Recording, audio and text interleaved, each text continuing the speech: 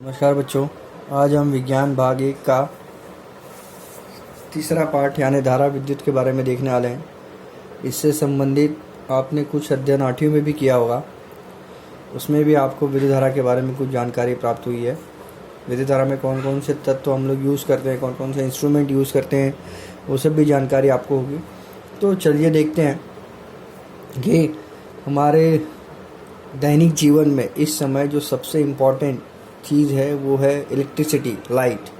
क्योंकि इसके बिना हमारा जीवन चल पाना बहुत ही कठिन हो जाएगा। हम सुबह से लेकर शाम तक हर जगह इलेक्ट्रिसिटी का यूज़ करते हैं। मोबाइल ले लो, पंखा ले लो, टीवी ले लो, जो भी चीज़ें ले लो, सब में इलेक्ट्रिसिटी का यूज़ होता है। और अगर इलेक्ट्रिसिटी नहीं रहेगी तो हम किसी चीज़ को करने में समर्थ भी नहीं होंगे। तो देखते हैं आगे। आधुनिक विश्व में विद्युत का असाधारण महत्व है। दैनिक जीवन में प्रत्येक बात के लिए हम विद्युत पर निर्भर होते हैं। विद्युत न होने पर असुविधा को टालने के लिए अस्पताल, बैंक, कार्यालय या निजी संस्थान जो होते हैं वो क्या करते हैं, जनरेटर लगाते हैं। जैसे हम भी छोटा जनरेटर भी आता है, जैसे घरों में होता है, लाइट चली गई तो जनरेटर ऑटोमेटिक चालू हो जाता है कि नहीं। तो वो कुछ देर तक क्या करता है, पावर सप्लाई देता है, कुछ देर तक विद्युत का प्रवाह करता है। बट उसकी भी एक कैपेसिटी होती है, 2 घंटे, 3 घंटे, 4 घंटे, उसके बाद वो भी ख़त्म हो जाता है। यह एक वैकल्पिक व्यवस्था होती है। विद्युत भट्टी, इलेक्ट्रिक ओवन, विद्युत मोटर को चलाने के लिए कुछ विशेष उपकरणों का उपयोग करने के लिए विद्युत का इस्तेमाल किया जाता है। अब अपने घर में हम देखते हैं कि विद्युत का उपयोग कहाँ कहाँ करते हैं।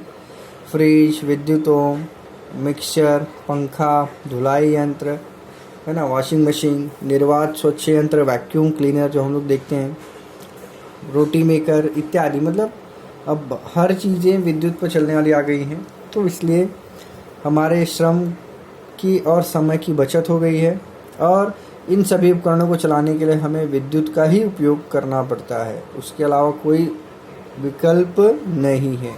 विद्युत नहीं होगा तो ये चीज़ें फिर काम नहीं कर सकती हैं। आगे देखते हैं। अब विभव और विभवांतर में क्या अंतर है देखेंगे। जैसे पानी, देखिए पानी यहाँ पे आकृति दिया है, 2 बॉटल दी गई हैं, उनके बीच में कनेक्शन दिया गया है और इधर एक चिमटा लगाया गया है। ये चिमटा क्यों लगाया गया है, ताकि इस बॉटल के पानी का प्रवाह यहाँ तक ना हो। यहाँ पर चिमटा खोल दिया गया तो अब क्या दिखाई दे रहा है कि इस बॉटल का पानी जो है वो कम हो गया है और इस बॉटल का पानी क्या हो गया है, अधिक हो गया है। तो यह प्रवाह कब तक होगा, जब तक इन दोनों के बीच बैलेंस नहीं हो जाता। क्यों? क्योंकि पानी आप जानते हो हमेशा क्या होता है, ऊपर से नीचे की तरफ आता है कि नहीं। तो जब ये इसके लेवल में आ जाएगा तब वो पानी आना क्या हो जाएगा, बंद हो जाएगा। इसीलिए यहाँ पे आकृति दिखाई गई है। उसी प्रकार से विद्युत आवेश का भी प्रवाह होता है। जैसे पानी की भांति विद्युत आवेश का प्रवाह एक प्रकार के विद्युत स्तर पर निर्भर करता है। उस विद्युत स्तर को क्या कहते हैं, विद्युत विभव कहते हैं। इसको अंडरलाइन कर लीजिए, यहाँ पर आपको दिया गया है। ओके, तो कभी कभी ये क्वेश्चन पूछते हैं, चिमटा निकालने पर क्या होगा, पानी का प्रवाह बंद होता है क्या, क्यों? पानी का प्रवाह अधिक समय तक शुरू रहने के लिए आप क्या करेंगे, तो हम लोग क्या करेंगे, अधिक समय तक शुरू रहने के लिए इस बॉटल को और ऊपर रख देंगे। तो जिससे क्या होगा, फिर पानी जब तक इसके लेवल में नहीं आएगा तब तक वो नहीं रुकेगा। देखते हैं आगे। फिर धनात्मक विद्युत आवेश अधिक विभव वाले बिंदु से कम विभव वाले बिंदु की ओर प्रवाहित होता है। जो धनात्मक विद्युत आवेश होता है वह अधिक विभव वाले बिंदु से अधिक से कम की ओर, जैसे आप जानते हो पानी ढलान से नीचे की ओर आता है, वैसे धनात्मक विद्युत आवेश क्या होता है, अधिक से कम की ओर प्रवाहित होता है।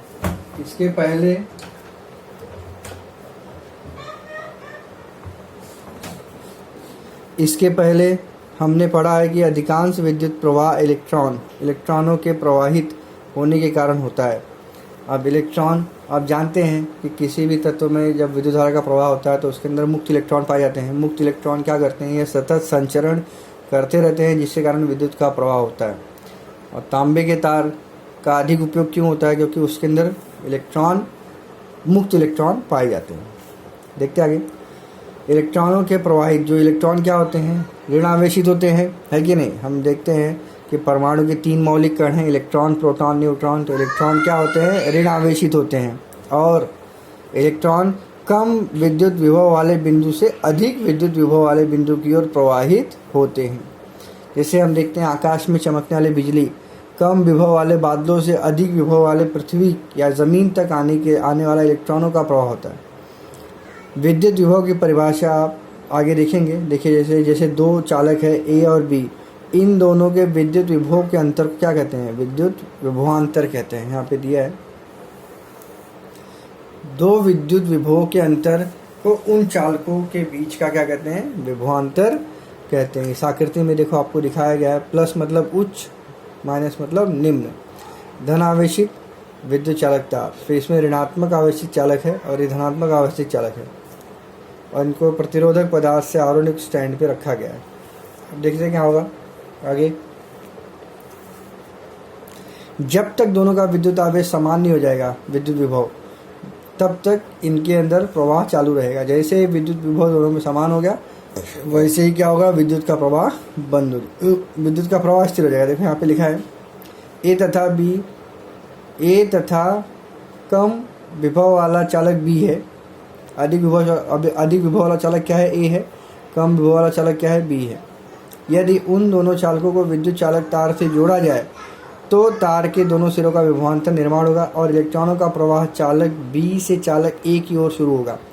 चालक ए और बी दोनों का विद्युत विभव समान होने तक यह प्रवाह शुरू रहेगा, अर्थात इन दोनों चालकों के बीच का विभवांतर जब शून्य हो जाएगा तब यहाँ इलेक्ट्रॉनों का प्रवाह अपने आप क्या हो जाएगा, बंद हो जाएगा। धनात्मक विद्युत आवेश को लेकिन निम्न विभव से उसकी अपेक्षा उच्च विभव पर स्थानांतरित करने के लिए विद्युत क्षेत्र के विपरीत कार्य करना पड़ता है। अब देखते हैं विद्युत सेल का विभवांतर क्या होता है। विद्युत सेल जैसे आपने देखा है कि विद्युत सेल में धनाग्र भी होता है, ऋणाग्र भी होता है, ये भी 8वीं में आपने पढ़ा है। विद्युत सेल के धनाग्र और ऋणाग्र विद्युत विभवों के अंतर को विद्युत सेल का विभवांतर कहते हैं।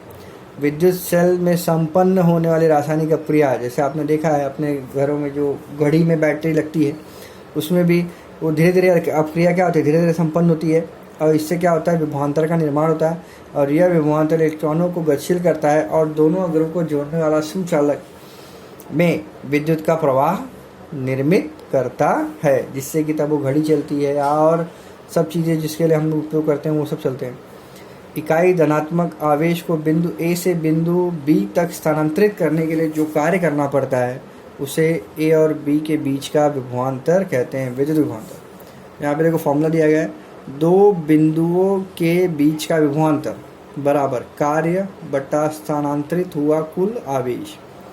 V विभवांतर के लिए V यूज़ होता है, वर्क कार्य के लिए यूज़ हो रहा है W, और कुल आवेश के लिए यूज़ हो रहा है Q।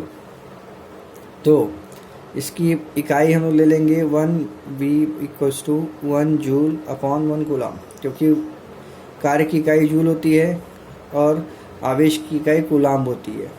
इसी तरीके से SI प्रणाली में विभवांतर की इकाई क्या होती है, वोल्ट होती है।